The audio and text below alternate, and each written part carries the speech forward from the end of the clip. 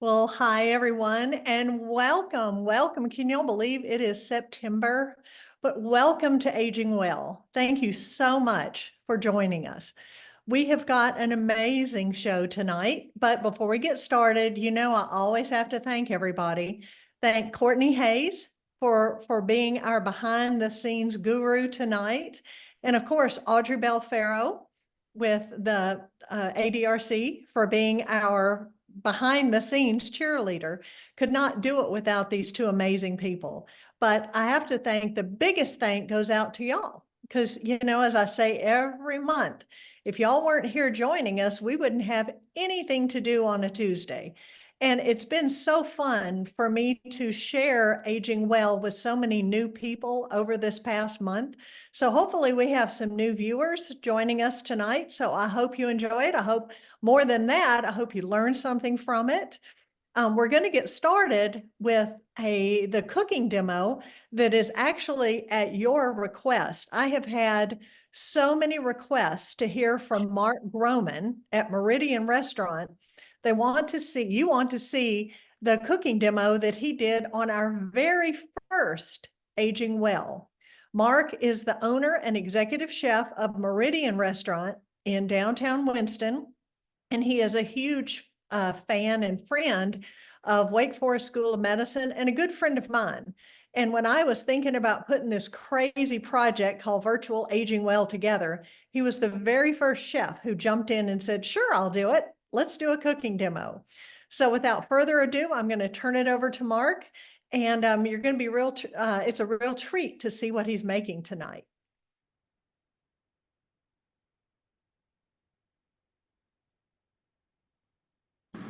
Thanks, Deb. My name is Mark Groman, chef owner at Meridian Restaurant here in beautiful downtown Winston-Salem, located right around the corner from Old Salem. What we do here is good food, specifically Southern French, Northern Italian. Everything's made in-house, from breads to desserts, sausages, mozzarella cheese, the whole nine. If we can make it, we're gonna make it. Very pleased to be part of the Aging Well series. Today, I'm going to show you guys how to make a very simple one pan, one pot dish called trout meuniere. Very classic New Orleans dish. Very simple to do. The main thing is to have all your ingredients laid out because it goes fairly quick. There will be a recipe for this as well, and if you need anything during the process, before the process, just call the restaurant. I'm always here, so I can help you out. So this dish is obviously French by name. Meuniere means miller in French, specifically wheat miller. That refers to millers' wives took flour and pretty much cooked everything with flour. They were located near streams, obviously, to keep the water wheels running, to spin the grinding wheels, to mill the wheat. So this is, like I said, a very, very simple recipe, very flavorful though, and every time I do it here at the restaurant, it pleases everyone, whether it be a party or just on the menu. So let's get started. I'm also going to show you a little side of roasted potatoes to go with it as well. Very simple, easy also. You got to keep it simple, and just remember, don't be stressed about cooking. At the end of the day, it's only food. So if you mess something up, just start over.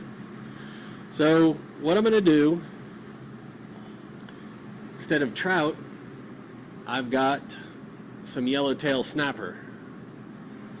What we're going to do here, a little salt. Only salt on this. Get your pan heated up. I've got flour, about a cup of flour.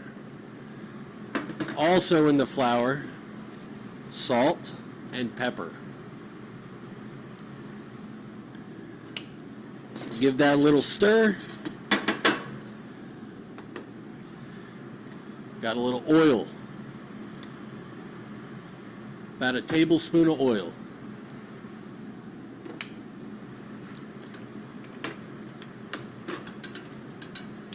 Also butter, same amount, tablespoon. These fillets are roughly, I would say, 5 ounces each.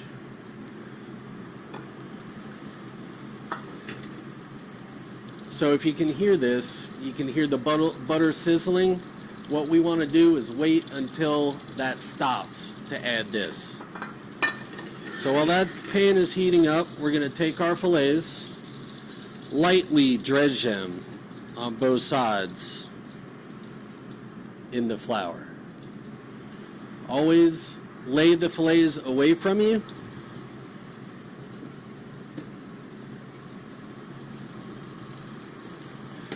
Give the pan a little shake, make sure it's not sticking. And if you want a gluten-free option also, you do not have to dredge this in flour. You can simply salt and pepper the fillets themselves right into the hot pan. So while that's cooking, still on high heat by the way, nothing's sticking, so I'm going to turn it down a little.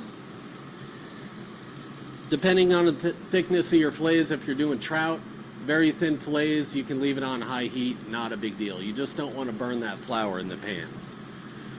So for the roasted potatoes, I've got some Yukon Gold potatoes, a little bit of butter, a little bit of oil. So what the oil does is it raises the flash point or burning point of the butter. The butter helps things brown. So all I'm going to do is put these cut side down right in the pan. And to expedite this process, you can always boil the potatoes as well beforehand. Give those a little shake. And what I'm going to do is throw them right into the oven.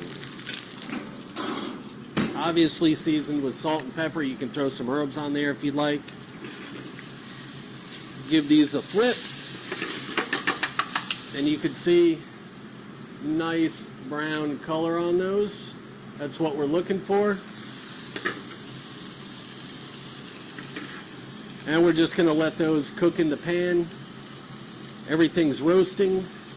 And for the sauce, pretty simple, goes kind of quick. I've got lemon, parsley. You can use herbs as well. No big deal. Whatever you like. That's the fun thing about cooking. I've also got a little lemon zest. That's going to really, really enhance that lemon flavor. A little bit of garlic, about 1 clove of garlic minced, and about a half a teaspoon of minced shallot. And more butter. And some white wine. So these fillets are pretty much done at this point. I'm going to take these off, put them on a plate. There's a little bit of butter and oil still left in here. What I'm going to do is discard that. You can see there's still some good flavor in the pan. It's called fond, F-O-N-D. That's our flavor. That's the flour, the fish, everything. So what I'm going to do, take a little more butter, get that melted down. I'm going to take the garlic, shallot, let that sweat, meaning just to open up, not gain any color.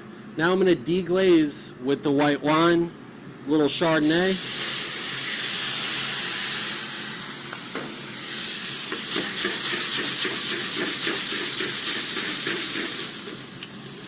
And we're just going to let that reduce. What this does, deglazing, It gets all that brown flavor off the bottom of the pan. Now I'm going to add a little bit of lemon zest. Squeeze of lemon. No seeds, obviously. I'm going to let that all come together. Reduce slightly. Turn off the heat when you're using fresh herbs. Never cook them. Always add at the very last minute. That and another little knob of butter.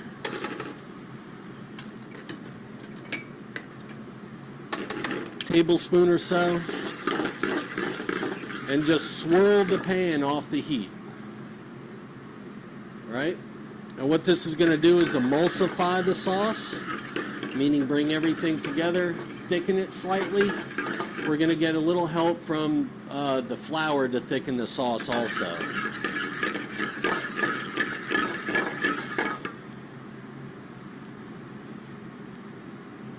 And just swirl and swirl until the butter is melted. And there we have our Meunier sauce.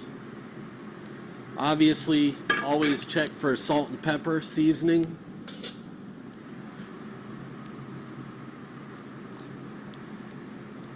Use a little pinch of salt, a little bit of pepper.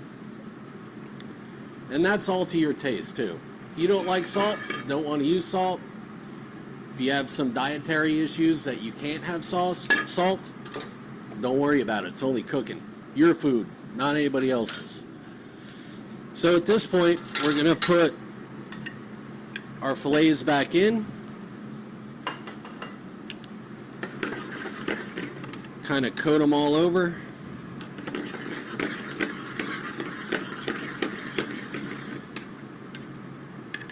And you can kind of see, hopefully, kind of creates a little glaze on the fish. And at this point, if you're doing a having a dinner party or something like that, you can also make everything, put everything in a pan, even leave it in your fridge if you do it well beforehand, or put it in a warm oven, not hot oven, just warm, and just leave it in there until you're ready to serve it. No big deal, just make sure your oven is warm, not hot. You don't want to overcook and dry out your fish.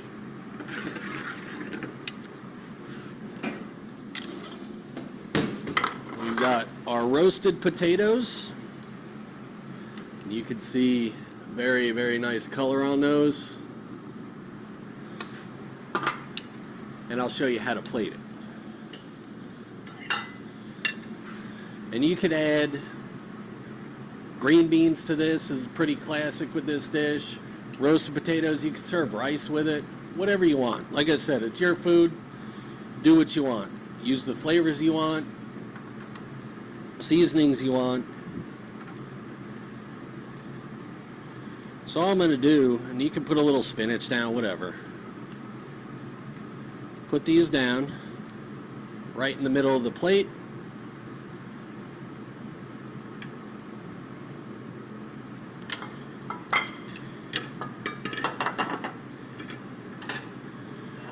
Made it all fancy for you. And then with the sauce, it's right over the top.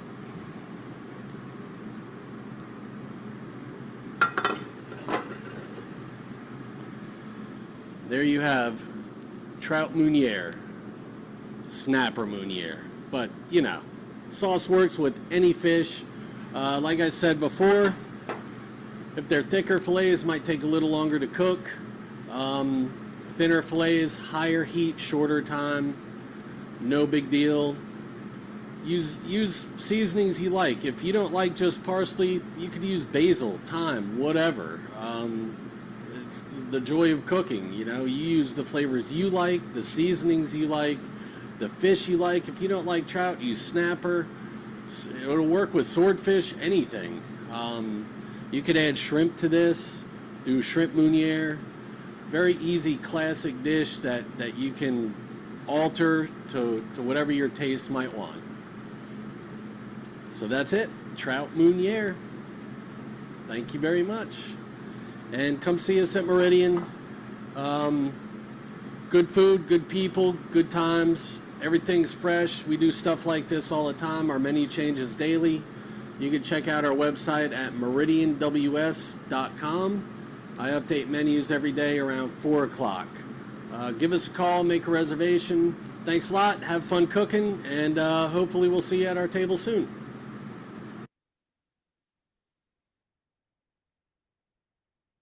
And I will tell you that when I am lucky enough to get to go to Meridian for dinner, I order that same dish every time because it is truly one of my favorites. And speaking of fun things, there is a place here in Winston-Salem that is so cool, and I did not know about it. And the people I've been shouting to about this did not know about it. It is called Mixxer. It is a community workspace where you can go with absolutely no experience, no tools, no nothing, just an idea of something that you may want to make. And this is a place that not only has so much equipment and tools and resources, but the most wonderful people who are there to encourage and help and guide for any of your projects.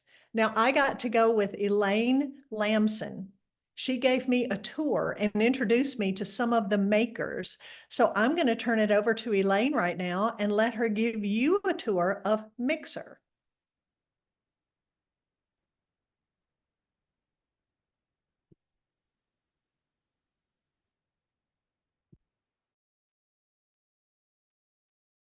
Well, hi, Deb. Thank you so much for having us.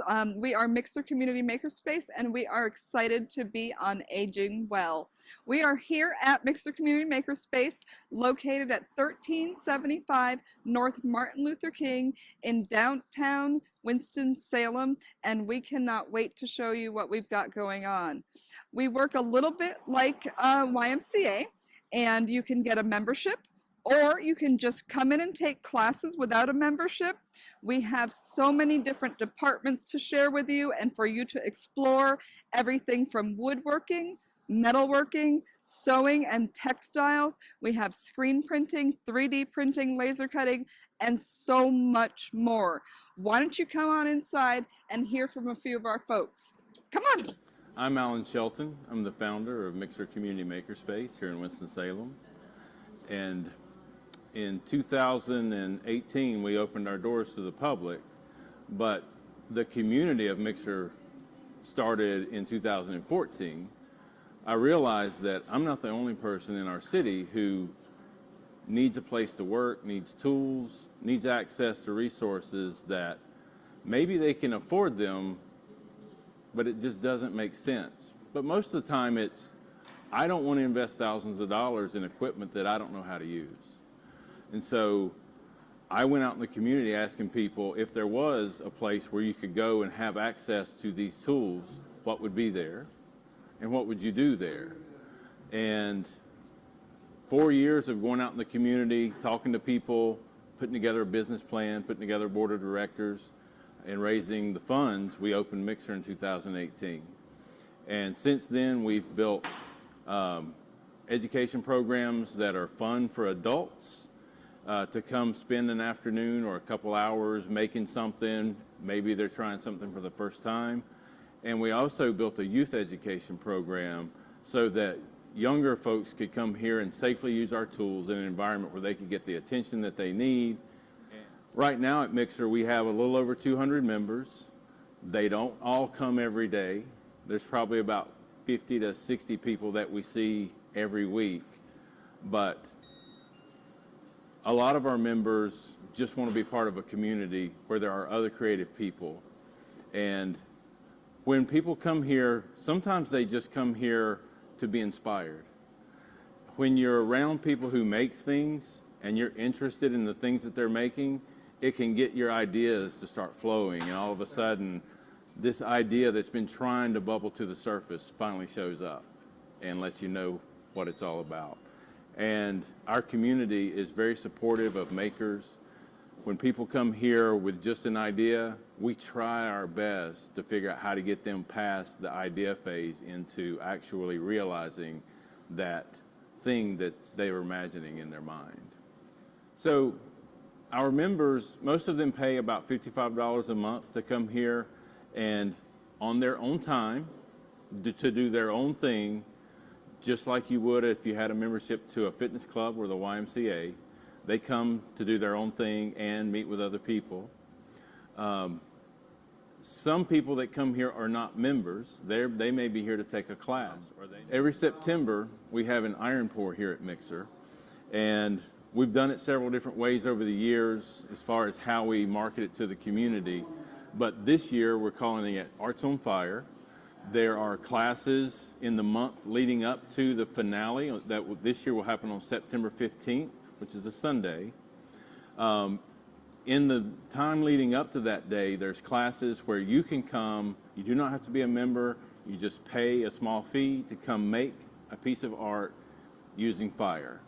That could include our laser cutter. It could include our plasma cutter, and both of those use fire to cut through materials to make things.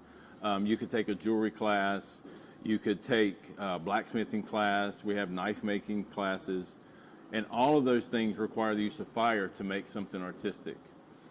Now on September 15th, we will have all of those things on display through classes and demonstrations. And we'll also have an iron pour that evening where we'll melt down a couple tons of iron and pour it into molds. And the open face molds that you'll see when you come were made by local residents here in the community that come out and pay a small fee to get a mold. They carve a design into it. We pour iron in it, and they get to take home a work of art that they created. The easiest way for you to become an artist at our iron pour is to come to one of our scratch block classes. We'll give you an open face mold where you'll carve your design down into it, and you could end up with something like this. Okay. We have classes where we use the laser cutter to cut a design of your choice into a scratch block to make it easier for you to have neater lines when you carve your work of art. Yeah, you don't have to already consider yourself a maker, an artist, a creator, an entrepreneur, an inventor. You can come here and get started on your individual journey of making things or inventing things or creating things. And there's people here that would love to talk to you about your ideas, talk through ideas with you, give you advice, share knowledge. And so people of all ages come here to do things for the first time. And oftentimes it's pretty impressive when they complete the project. And it's helpful if you have a supportive community of people to help you get started and point you in the right direction when you need a little guidance. And that's what Mixxer is built to do, and that's something that we do very well. And we've been doing it since we opened in 2018. Yeah, we invite anybody to come to Mixxer, not only for our Arts on Fire event in September each year, but also just come and take a class. Do something for the first time. Here at Mixxer, we have a whole bunch of really cool textiles, textile work and stuff right here. So that includes our sewing machines, which are everything from basic home sewing machines. But then we also have things like an industrial machine, a serger, and even a sailrite machine, which was originally made for sailors to sew up their own sails. But a lot of our people use them for like upholstery. It can handle really thick pieces of upholstery fabric and leather and stuff like that. So everything for beginners up until professionals that need specialized equipment can work here. And it's a really great collaborative space. So if you're doing some in sewing, you might end up talking to a woodworker who will make you something really cool for your sewing kit, or you might use the laser cutter to cut out your fabric or all kinds of stuff. But we also have leatherworking, traditional hand leatherworking, and that also extends to things like screen printing, like t-shirts here, where you can print on all of your own designs. You can print your logos, you can print things for your family vacation. all kinds of stuff to turn textiles into whatever you want them to be. So you can come in and have never touched a sewing machine in your life. We have a lot of people who come in and say, I have no idea how to sew, but I really want to make, I want to hem my pair of pants. That's all I want to do. And they can leave with a brand new project. And then we have people who come in who have been sewing for years and years and years and learn something completely new just from stepping into this space and collaborating with all of our members.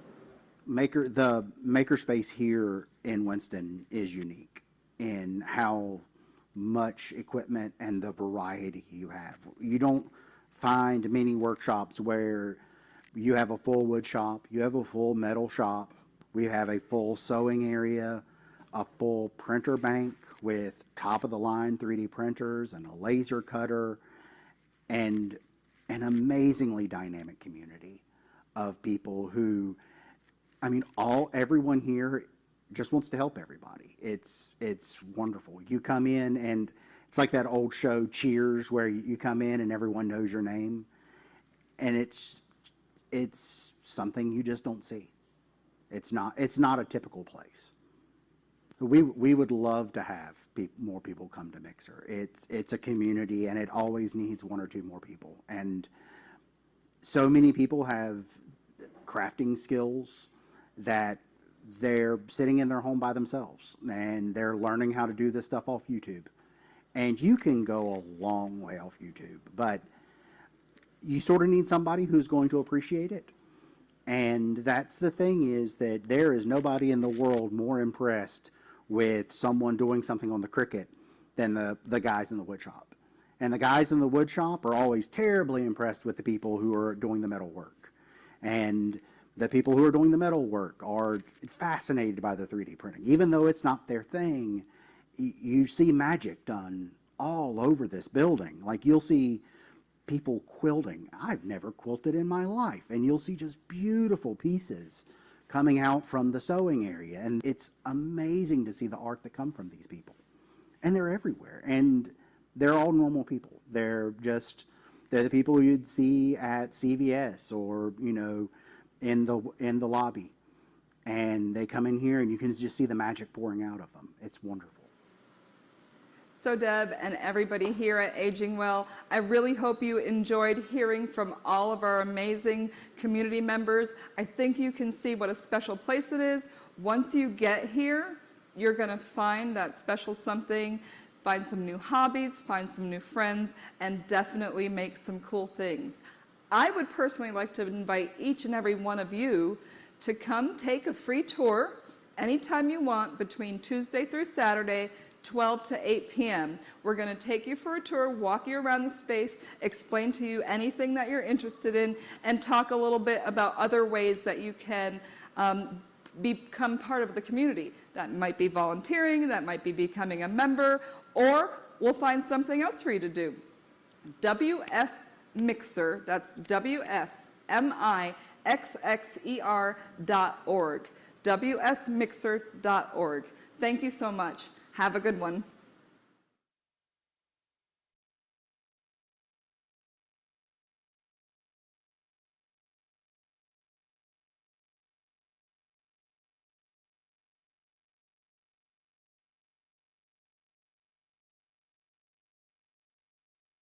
This truly was one of the coolest experiences.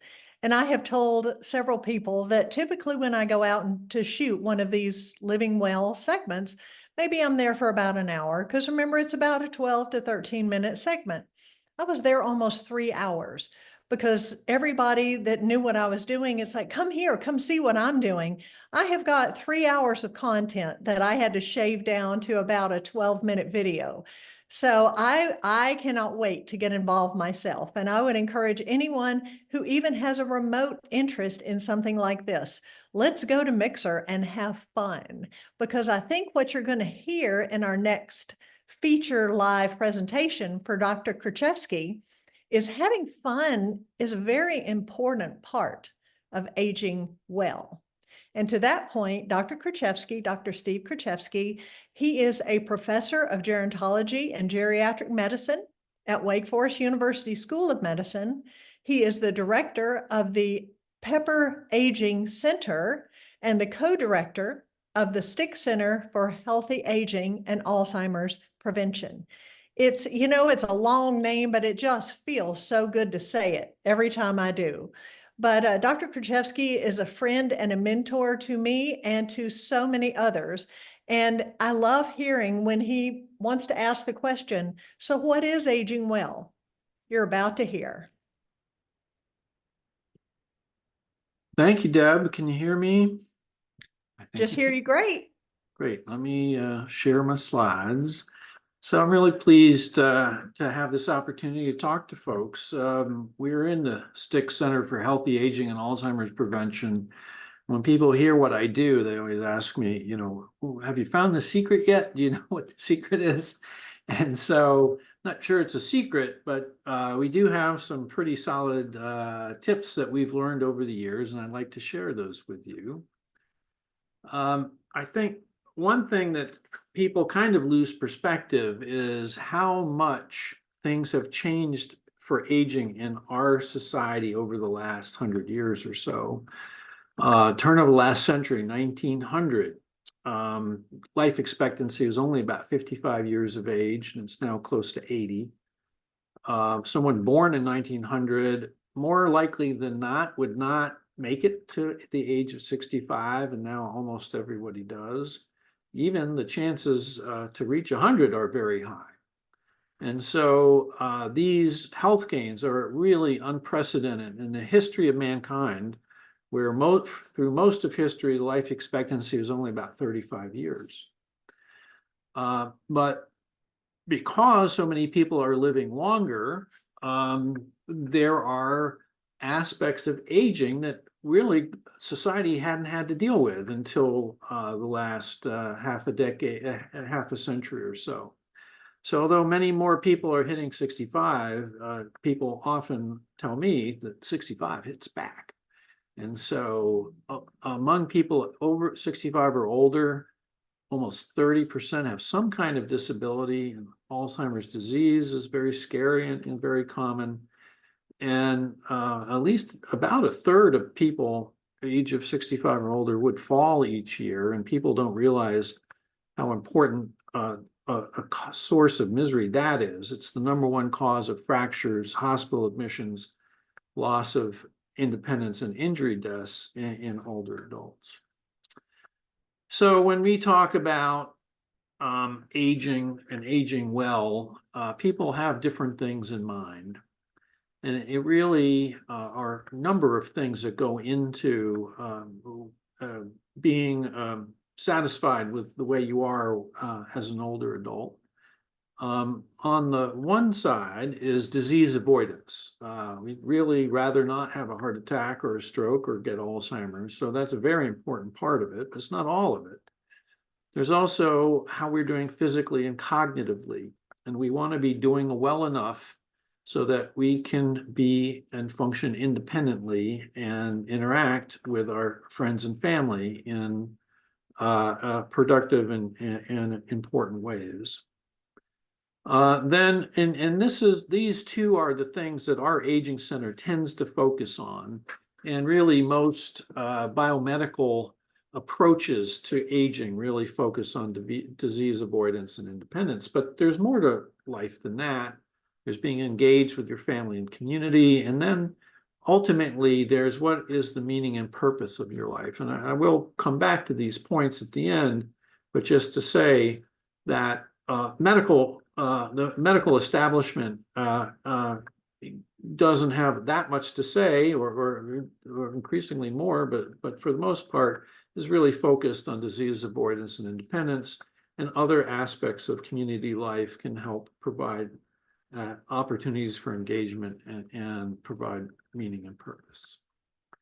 So just to tell you a little very briefly about the Sticht Center, it's about 35 years old. It's this building in the foreground of the picture of the hill, which is a little bit old because they knocked one of those garages down, built another building there. But our mission is to really foster vitality and independence in older adults by promoting optimal cognitive and physical function. So how do we achieve that? How does one go about that? Well, you can use this. I use this poor gentleman. I wish I knew his name, but I found this picture, and it really is great because it leads you to ask the question: do you suppose this gentleman will age well? And you look at that picture and notice a lot of things about it, and think to yourself, what do I notice about that picture? And is that something that I think will lead to independence and disease avoidance and promote engagement and meaning and purpose? So what do you see here? Well, the one thing you see is that he's overweight and probably obese, which means that his body weight is too high for the height that he is. There's a number, we calculate body mass index. Body mass index of 30 is considered to be obese, but many people are much higher than that. And this is a really important focus of our aging center because over half of people over the age of 65 are either overweight or obese. But more importantly, obesity promotes many medical conditions that we would rather not have, everywhere from stroke to heart disease to several kinds of cancer, osteoarthritis and pain in the knees and hips and feet, pulmonary diseases. So just all kinds of things that would be avoided or not occur if people could refrain from gaining weight through their adult life. So what else do you see about him? Yeah, we know he's heavy. Well, look what he's eating. He's eating a bowl of chips. And I like a good chip, but diet quality. I mean, you think about the things we do most often throughout our life. So it's sleep and breathe and eat. And so, of course, eating is something we do so often. And when we overeat, we become obese. But we also have to make good choices in our diet. There's a lot of recommendations about this, and I won't go in a lot of in a great amount of detail, but we do have a problem in this country. I took this picture at the fair a few years back because I just couldn't believe that people would put deep fried butter in their mouth. But when we look at the patterns of people who are aging well, who are not developing disease as they get older and are avoiding disability as they get older, we see some patterns to emerge. And this is from a paper that came out about 15 years ago, where they looked at close to 100,000 people and looked at their diet and their diet assessment, and came up with a pattern of healthy eating, and they called this the Alternative Healthy Eating Index. And everything with a green up arrow, people who ate more like this did better. So more total vegetables, more fruits, more nuts and beans, relatively more omega-3 fatty acids, which are found mostly in fish oil. The consumption of fats that are liquid at room temperature. So these are things like canola oil or olive oil. Saw that in some in the cooking demonstration. That's liquid at room temperature as opposed to lard or lots of butter or fats that are harder at room temperature. Whole grains in the diet, also very good for health. And a smidge of alcohol, and we'll talk about that in a little bit later, seem to be associated with overall health and low disease. On the other hand, this pattern of eating de-emphasizes sugar-sweetened beverages and fruit juice, red and processed meat, trans fat, which is a way of tricking fat that's typically liquid at room temperature into being solid at room temperature. And it's not quite the problem in the food supply it was when this came out. and low sodium, so lower on the salt content in the diet. So people who ate more like this pattern would do better. There are other patterns. The Mediterranean diet pattern has a lot of overlap with this and is also associated with disease avoidance and good preservation of both physical and cognitive function. So what else do we see? He's sitting. He's not moving around very much. The only exercise he's getting is his finger clicking the remote control. And one of the things we've seen again and again is how important physical activity is to a life at older age that is functional and high quality. This is a review article looking at everything having to do with exercise and aging that's coming out pretty soon, and I contributed a little bit to it, but I really like this picture because it sort of tells you what you need to know. So early in lifespan and people are well functioning, aerobic exercise very important in supporting cardiovascular health. The ability to use energy for exercise, and the better you are at that, it really is a sign of very good health. As we age, one of the things that happens is we lose muscle as we age, and there's nothing we can really do about it. Even, and I'll show you in a second, even people who are very diligent about lifting weights tend to lose muscle mass as they age. And so as we get older and want to avoid frailty and sarcopenia, which is a fancy word meaning losing muscle, and want to be able to be resilient to certain diseases we might get, we recommend that people mix both aerobic exercise, so getting your heart rate up, but also resistance training, so working against gravity or with weights in order to maintain muscle and maintain a balance. And we know if you do this, it will help prevent falls, which I've already discussed or mentioned, is really a major source of problems, unexpected and accidents and fractures and things in older adults.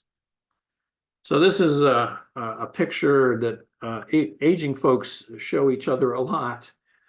This is a weightlifter named John Turner. These were taken many years ago, and this was on the left is him at 63, and he looks pretty good, but even as diligent as he is by 79, even he cannot avoid the changes in body composition that come with time. But he's still going to be much more functional and better off than someone who doesn't do anything. So when we think about functional health, so maintaining physical and cognitive function, we've learned a number of things. One is caloric balance. So what do I mean by that? In the United States, and there's a tendency for people through most of their adult life to put on a little bit of weight every year. So that means that they're ingesting more calories, more energy than they're using, and that gets stored. And so that positive energy balance, it leads to obesity, but also leads to metabolic problems as well, and metabolic disease. So one of the things that you hear if you find yourself, if you dug yourself in the hole, the first thing you're supposed to do is stop digging. So a thing that one can pay attention to at any age is, well, see on a scale where you are and work at first, just not to gain any more.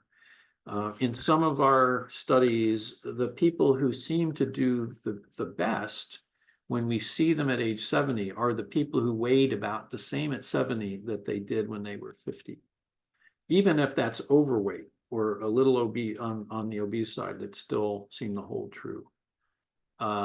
Good dietary patterns help with disease avoidance. Exercise and moving around. So exercise means raising your heart rate or working hard, sometimes breaking a sweat, or working hard enough so that you could talk to somebody, but you couldn't sing or whistle. That's a good moderate exercise. And the recommendation is that people do that for 150 minutes a week. But we've learned recently that there's more to movement than just 3 bouts of exercise a week, and find that people who are active during the day, getting up and moving around, going for walks, and not just sitting in a chair all the time, also they get a great benefit from doing that. And if you exercise 3 times a week, but all the other time you're sitting watching television, the exercise is not an antidote for movement throughout the day. And these patterns are good for your heart, your brain, and your muscles. Another thing we've learned is it's important to manage cardiometabolic disease. What am I talking about? I'm talking about blood pressure. I'm talking about blood glucose. I'm talking about heart disease risk. If you develop heart disease, that's very debilitating. We've learned, and Wake is proud to have led a study showing that good control of blood pressure not only prevents stroke and heart disease, but also lowers the risk of mild cognitive impairment and dementia. And it's the first intervention shown to be able to do that. And similarly with blood glucose, high levels of diabetes are associated, high levels of glucose, poorly controlled diabetes is a source of blindness, numbness, amputation, and could be avoided by managing blood glucose. And then finally, we see this again, and this will be a theme in this talk, or is staying engaged and staying involved.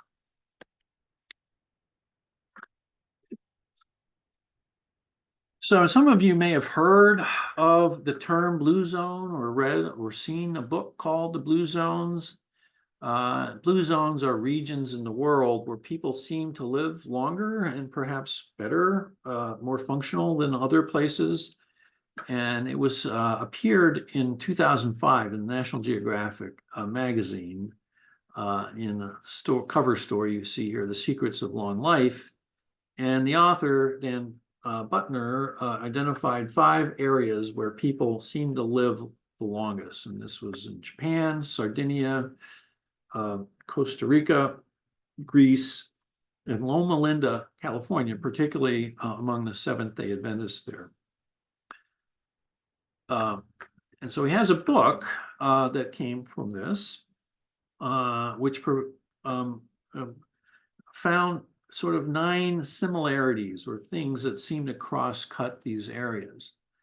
And there's been some quibbling about, are these really blue zones or really not? But I bring it up just because other research seems to have substantiated a lot of these things that he observed just as common traits of these different areas. And not every area has every one of the traits I'm about to tell you with, but on the whole, they seem to go that way. So we've already talked about some of these. Moderate, regular physical activity. Again, it doesn't have to be exercise, could be walking around, could be biking, but getting out and doing things as a pattern in your lifestyle is very common in these areas. We talked about moderating caloric intake. In the Okinawan culture, when this study was done, people prepared plates and brought them in to eat them, and the portions were pre-portioned as people ate them, as opposed to other styles of eating where a big pot of food is brought to the table and people keep refilling until they feel like they're done. And that bringing prepared plates seems to be a one way of managing caloric intake, but just you can use your scale too to make sure to see that you're in balance or not. Plant-focused diet. I don't say vegetarian, though some of these are vegetarian, but most of these areas, the meat is not necessarily the focus of meals. Like if you go to a steakhouse here, you get a big steak, that's the focus of a meal. But in many of these areas, the animal protein is more almost like a side dish to a meal that is usually heavy in complex carbohydrate. So it's not necessarily vegetarian. It's for the Seventh-day Adventists, but not everywhere. But it makes meat less important part of the meal than is typical in the United States. So these areas, again, not the Seventh-day Adventists, but the other areas do have moderate alcohol intake, and it's usually a little bit of wine and usually with meals. There's very little evidence that drinking all the time is good for you. In fact, it's bad for you. But we also have a lot of evidence that, or in a lot of studies, just a little bit of alcohol every take is often associated with lower risks of many diseases like heart disease. Some way to manage stress. Some stress reduction, there could be meditation, there could be some kind of exercise. I think people here are doing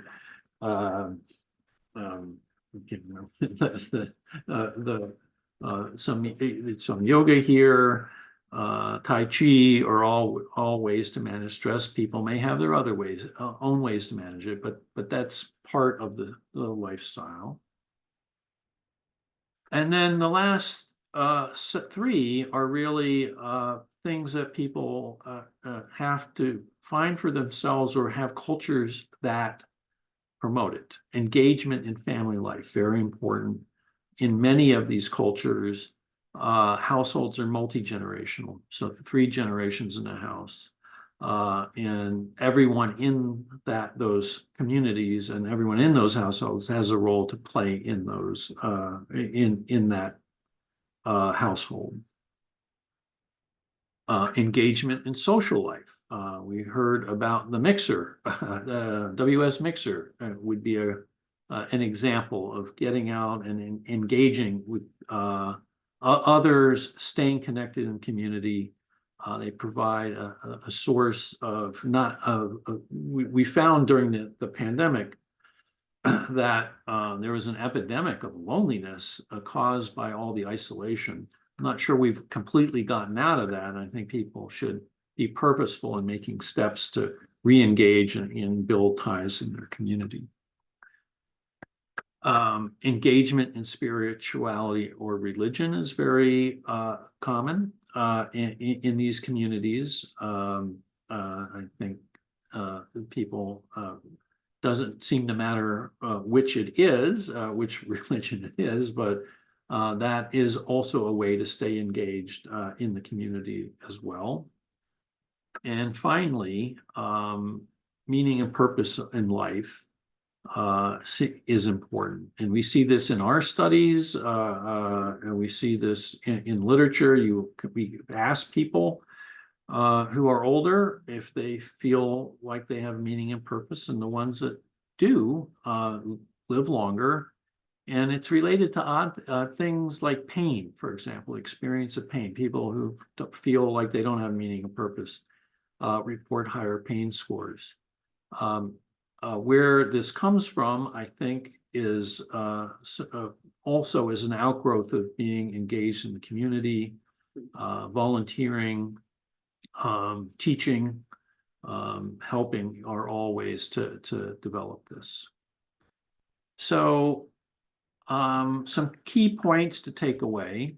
I don't think you should let me or anyone with a white coat tell you what aging well means. I think you should think for yourself of what that would mean for you. But we can help our biomedical community as our research helps people identify good choices and good environments that mean they'll have better chances of aging well. And then for people who are contemplating making a change in their behavior or their diet or getting out, I tell people, don't let the perfect be the enemy of the good.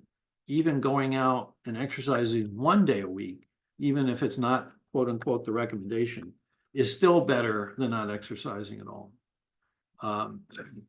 And finally, it's never too late to start.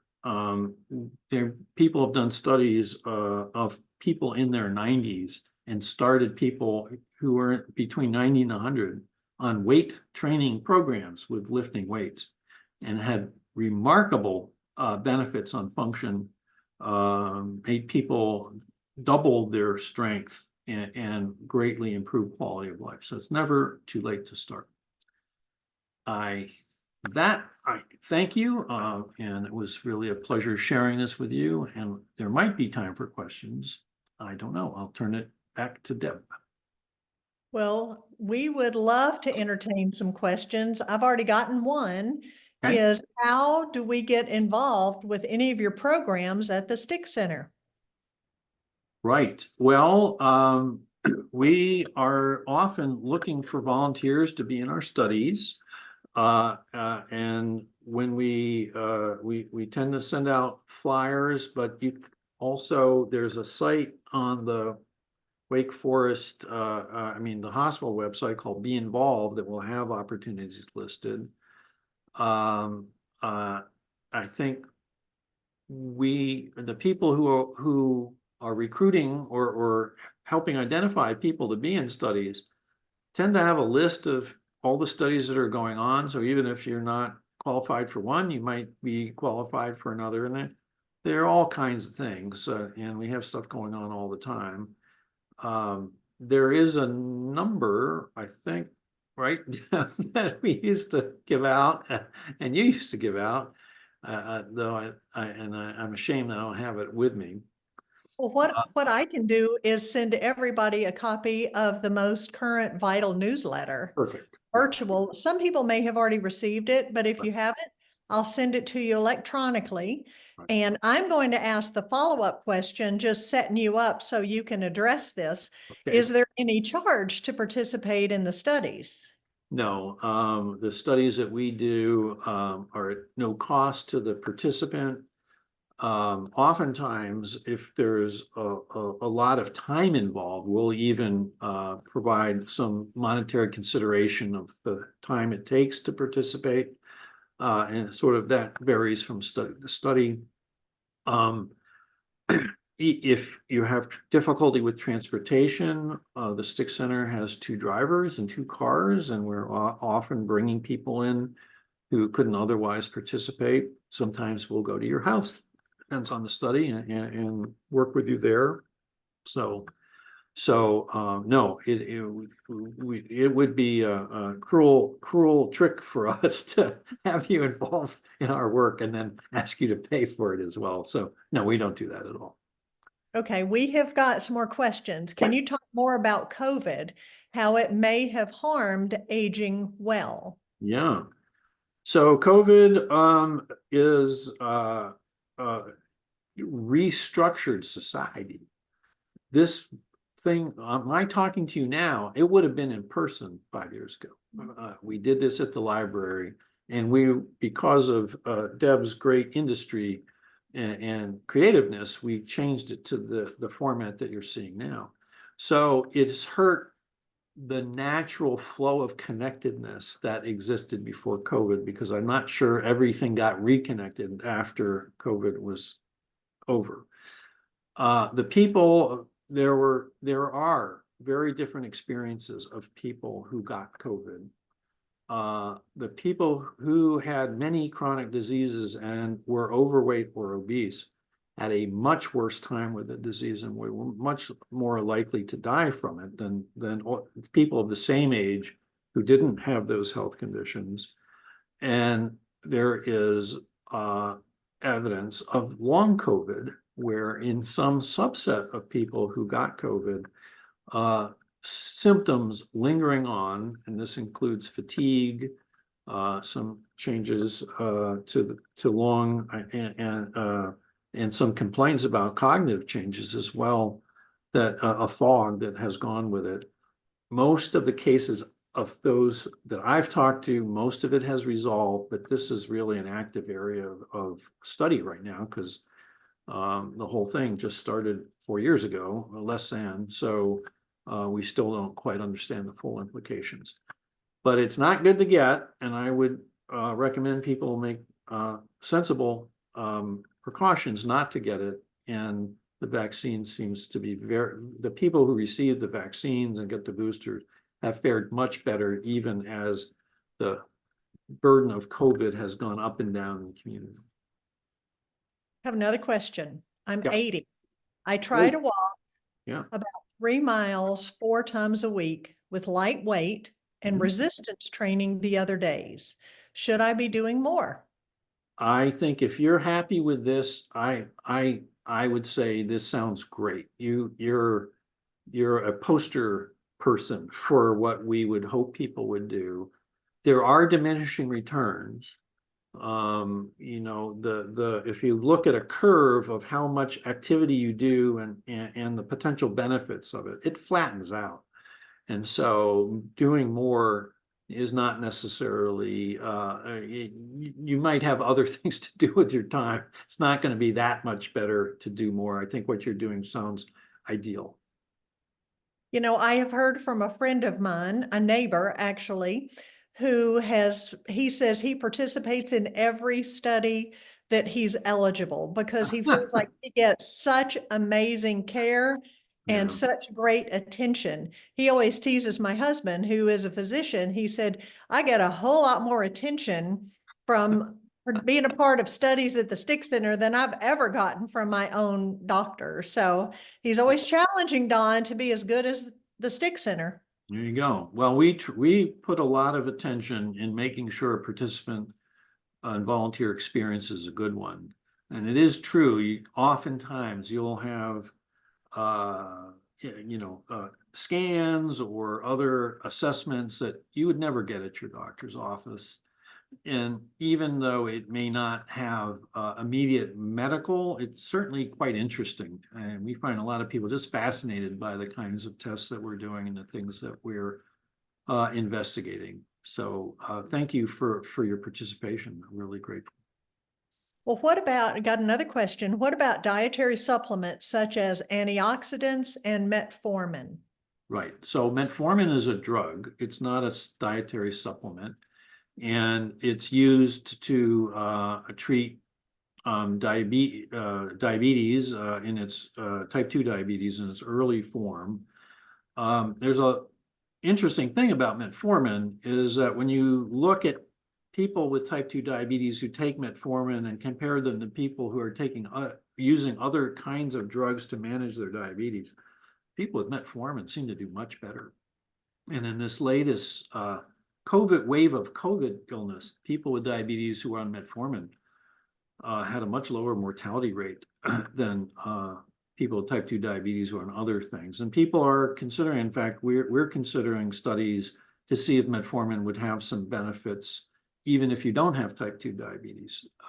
So I think that's fine. I think in the supplement world, a lot of people are making a lot of money selling people supplements. And for the most part, there's relatively little hard evidence that it would be of much benefit.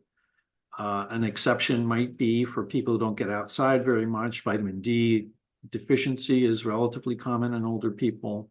Sometimes as we age, it's a little harder for us to extract vitamin B12 from the diet.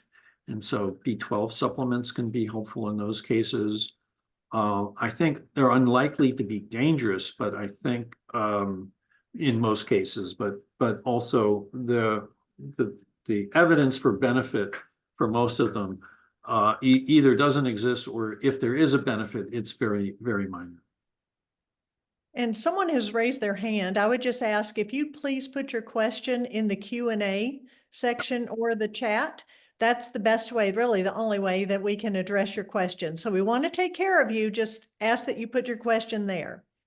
We have another question. When should I be concerned about forgetting things? Well, if it were me, it would be about 15 years ago. I started getting things. I think people, that's a great question. I think, you know, if it's interfering with your life, that you can't do the things that you want to be doing because of this, then you definitely should talk to a health professional about it. There is normal changes with cognitive function with age, but if it's starting to interfere, then I would ask for some advice or seek some advice from a medical professional. And again, I'm happy to send out our vital newsletter that's got lots of information about various studies, both for the healthy body and for a healthy brain. And I'd Okay, hope you all sign up for that, because if you want to know what's going on, that's a great source. Comes out twice a year. It's got everything we're doing in it. It's great. Yeah. Is there a list of the programs offering home visits? No. No. I mean, there isn't, because it really, we have studies starting and stopping all the time. And so I don't think there's one today that I could point you to, but you know, if you monitor the vital newsletter, you'll see if one comes up. And again, we're happy to provide free transportation to and from the Sticht Center. So if the transportation is the issue, we got you covered there. Well, I am just scrolling through. I think some of these are repeat questions that you've already addressed. Okay. And so I just want to thank you. I want to thank everyone for joining us this month. I knew it was going to be fabulous with Dr. Kritchevsky talking to us, because I learned so much just from being around him, just listening, sharing these pearls of what we all can do to live well and age well. And so until I see you again, which should be October 8th, is the second Tuesday in October, please have fun, laugh, reduce your stress, live well so we can all age well together. So until next time, I'll see you later.